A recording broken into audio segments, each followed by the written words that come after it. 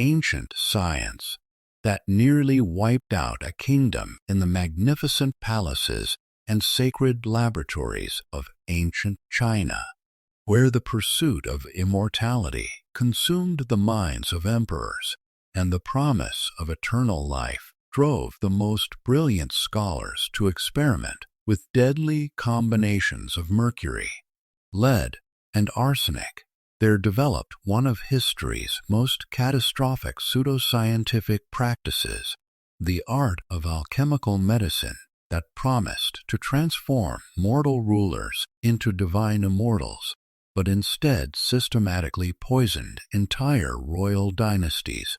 decimated court populations, and brought mighty kingdoms to the brink of collapse through the methodical administration of toxic elixirs that were believed to contain the secrets of eternal youth and godlike power.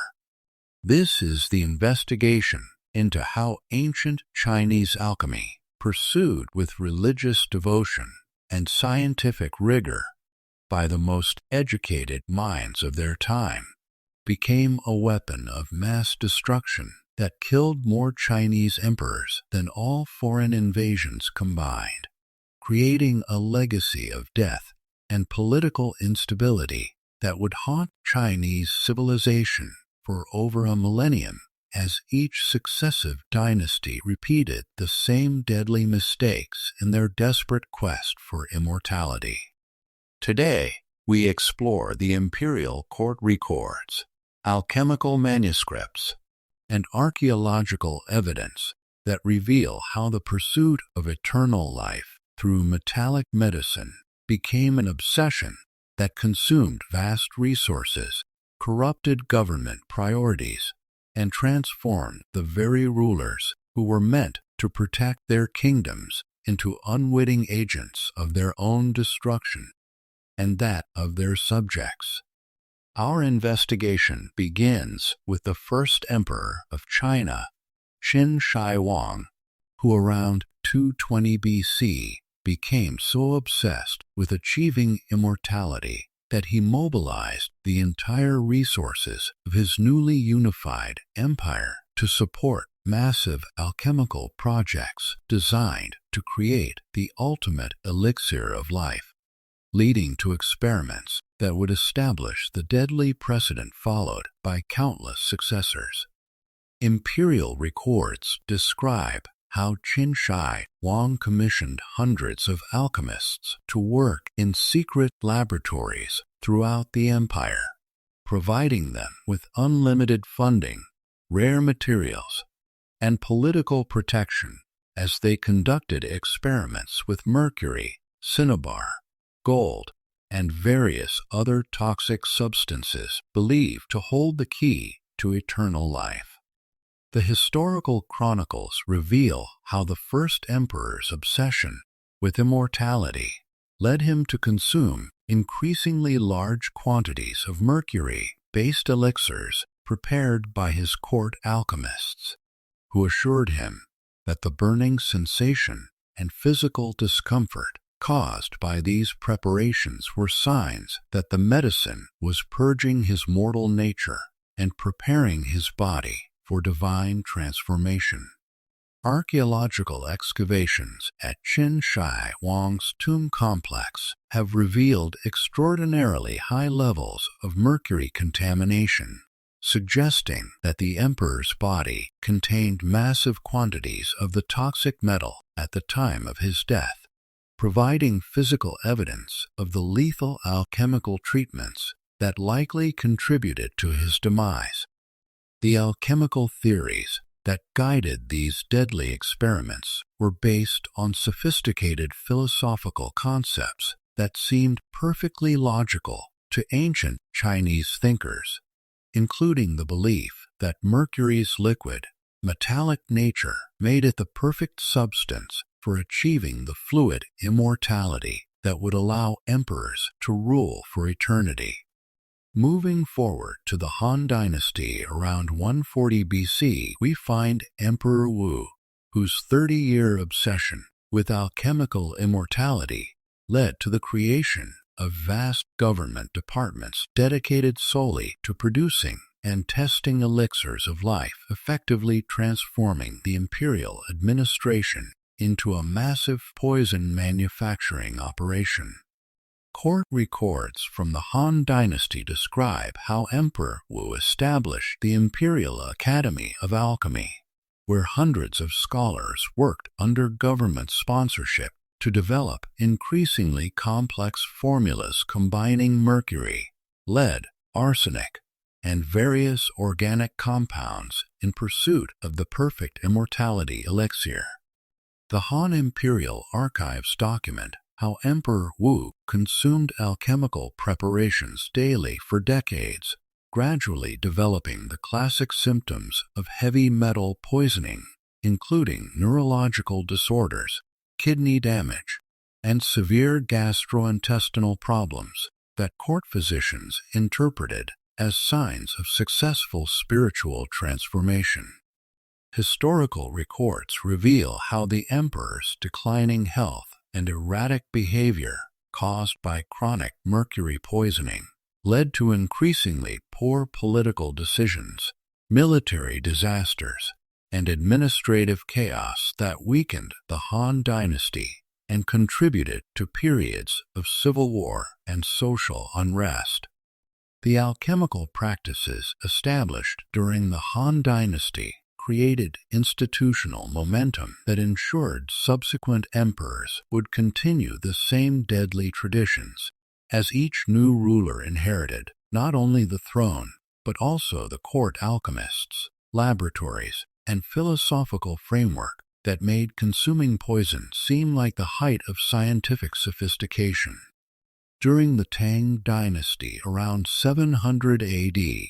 we encounter some of the most extreme examples of alchemical excess, with multiple emperors dying in rapid succession from elixir poisoning, creating political instability that threatened to destroy one of China's most culturally and economically successful periods.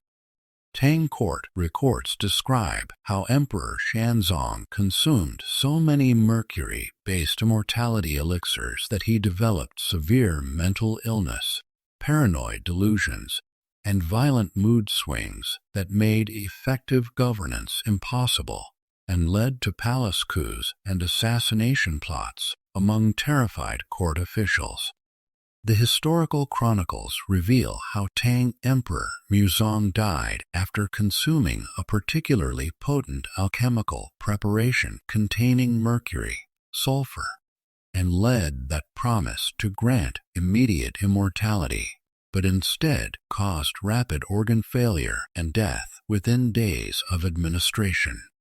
Archaeological evidence from Tang imperial tombs shows extraordinary concentrations of toxic metals in royal remains, providing scientific confirmation of the massive scale of alchemical poisoning that affected the imperial family and demonstrating how these practices persisted despite their obviously lethal effects.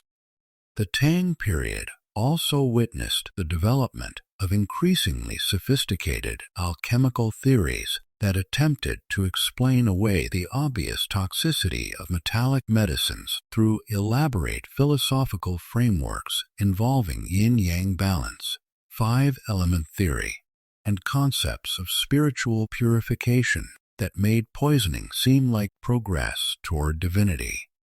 Medieval Chinese medical texts describe how court physicians developed detailed protocols for administering alchemical medicines, including specific dosages, timing schedules, and accompanying treatments designed to maximize the supposed benefits while minimizing the obvious harmful effects that even ancient doctors could observe. The Song dynasty around 1000 AD brought new levels of scientific rigor to alchemical research, with imperial laboratories employing advanced chemical techniques, precise measurement systems, and systematic record-keeping that created the most efficient poison production operation in human history, while maintaining the illusion of cutting-edge medical science. Song Imperial Archives document how court alchemists developed increasingly pure forms of mercury and other toxic metals, believing that higher concentrations of these substances would be more effective in achieving immortality, leading to preparations that were far more deadly than the crude mixtures used by earlier dynasties. The historical records reveal how Song Emperor Taizong established formal educational institutions dedicated to training professional alchemists, creating a bureaucratic system that ensured the deadly practices would be passed down through generations of scholars who genuinely believed they were advancing human knowledge and serving their emperor's best interests. Ming Dynasty records from the 14th and 15th centuries show how the alchemical tradition reached its most systematic and deadly form, with entire government departments devoted to procuring rare materials, managing imperial laboratories, and developing new formulations that promised enhanced effectiveness in achieving immortality. The Ming Imperial Archives describe how court alchemists developed standardized procedures for creating mercury-based elixirs, including detailed quality control measures, testing protocols, and administration schedules that transformed the imperial court into something resembling a modern pharmaceutical operation dedicated to mass-producing lethal medicines. Historical accounts reveal how Ming Emperor Jiajing consumed alchemical preparations for over 20 years, gradually developing the severe neurological and physical symptoms associated with chronic heavy metal poisoning, while his court alchemists assured him that his deteriorating condition indicated successful progress toward divine transformation. The persistence of alchemical medicine throughout Chinese history, despite its obviously deadly effects, reveals how powerful combinations of wishful thinking, institutional momentum, and prestigious scientific authority could override common sense and empirical observation for centuries. Court records demonstrate how each emperor's death from alchemical poisoning was typically attributed to incomplete treatment, improper preparation, or insufficient purity in the ingredients rather than fundamental flaws in the underlying theory, ensuring that the deadly practices would continue with each successive reign. The social and political consequences of imperial alchemical obsessions extended far beyond the palace walls, as emperors devoted massive resources to funding laboratories, procuring rare materials, and supporting armies of alchemists while neglecting infrastructure, military defense, and public welfare projects that would have genuinely benefited their kingdoms. Archaeological evidence reveals how the demand for alchemical materials created extensive mining operations that extracted mercury, cinnabar, and other toxic substances on an industrial scale, leading to environmental contamination and occupational poisoning that affected thousands of workers involved in supporting the imperial quest for immortality. The gradual decline of alchemical medicine in Chinese court culture occurred only after centuries of accumulated evidence made it impossible to ignore the connection between elixir consumption and imperial mortality, leading to the eventual abandonment of practices that had systematically killed dozens of emperors and contributed to the fall of multiple dynasties. Modern toxicological analysis of preserved alchemical formulas and archaeological samples from Chinese imperial sites has confirmed that these preparations contained lethal concentrations of mercury, lead, arsenic, and other heavy metals that would have caused rapid organ failure, neurological damage, and death in anyone who consumed them regularly. As we examine the imperial records, alchemical manuscripts, and archaeological evidence that document this extraordinary chapter in human folly, we discover how the combination of unlimited political power, prestigious intellectual authority, and desperate desire for impossible achievements created conditions where highly educated, scientifically sophisticated civilizations could systematically poison their own leadership for over 1,000 years while genuinely believing they were advancing human knowledge and pursuing the ultimate goal of conquering death itself, revealing how even the most intelligent and advanced societies can become trapped in deadly delusions when wishful thinking overcomes empirical observation and institutional pride prevents acknowledgement of catastrophic mistakes.